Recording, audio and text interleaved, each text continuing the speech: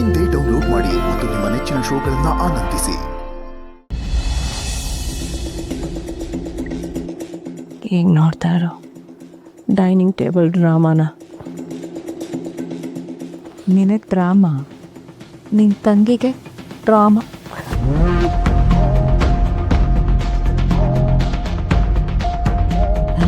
ಲಕ್ಷ್ಮಿ, ಅಯ್ಯೋ ಇಷ್ಟು ಹೊತ್ತು ನಾವೆಲ್ಲ ನಿನಗೋಸ್ಕರನೇ ಕಾಯ್ತಾ ಇದ್ವಿ. ಬಾ ಬಾ ಬಾ ಬಾ. ಬಮ್ಮ.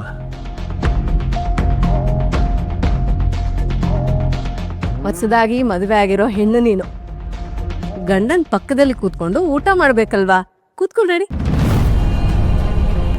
ಏನು ನನ್ನ ಪಕ್ಕನ? ಆದಿ, ನಿನ್ನ ಹೆಂಡತಿ ನಿನ್ನ ಪಕ್ಕ ಕೂತ್ಕೊಂಡು ಊಟ ಮಾಡಿದ್ರೆ ಏನೋ ಆಗತ್ತೆ? ಚಿಕ್ಕಮ್ಮ, ನನ್ನ ಪಕ್ಕ ಬೇರೆ ಯಾರಾದರೂ ಕೂಡಲಿ, ಇವಳು ಮಾತ್ರ ಕೂರೋದು ಬೇಡ.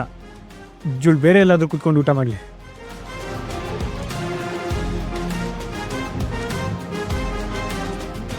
ನೋಡಿ ಮಾವ,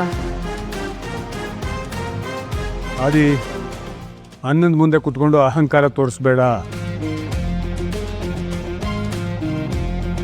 ನೋಡು ಮಾವ ಹೇಳ್ತಿದಾರಲ್ಲ, ಕೂತ್ಕೋ ಲಕ್ಷ್ಮಿ. ಕೂತ್ಕೊಳ್ಳಮ್ಮ.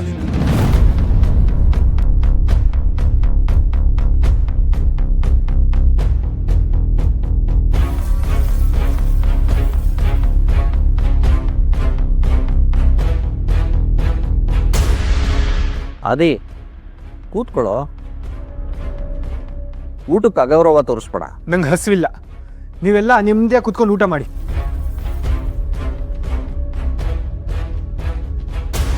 ಆದಿ, ಆದಿ ಲಿಸನ್ ಟು ಮೀ. ಆದಿ, ಆದಿ, ಏ ಆದಿ ಬಾರೋ. ಲಕ್ಷ್ಮಿ, ಅವನು ಹೋದ್ರೆ ಹೋಗ್ಲಿ, ನೀನು ಕೂತ್ಕೊಳ್ಳಮ್ಮ.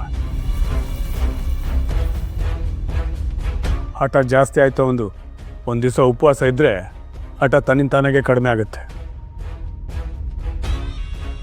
ಕೂತ್ಕೊ ನೀನು.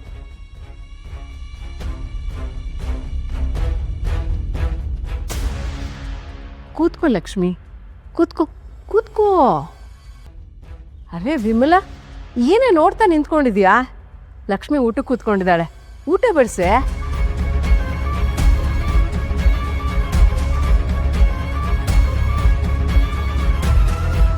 ಪಾಯಸ ಕೊಡು.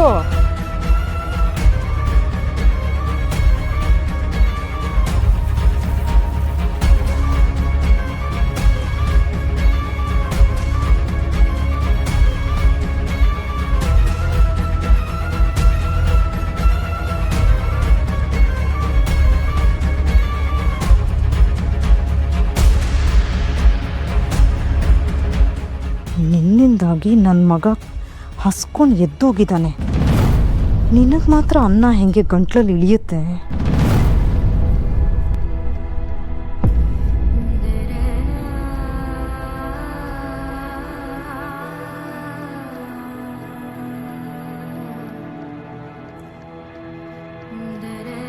ಊರೆಲ್ಲ ನಿಂತು ಕೇಳಲಿ ಆದಿ ಲಕ್ಷ್ಮೀ ಪುರಾಣ.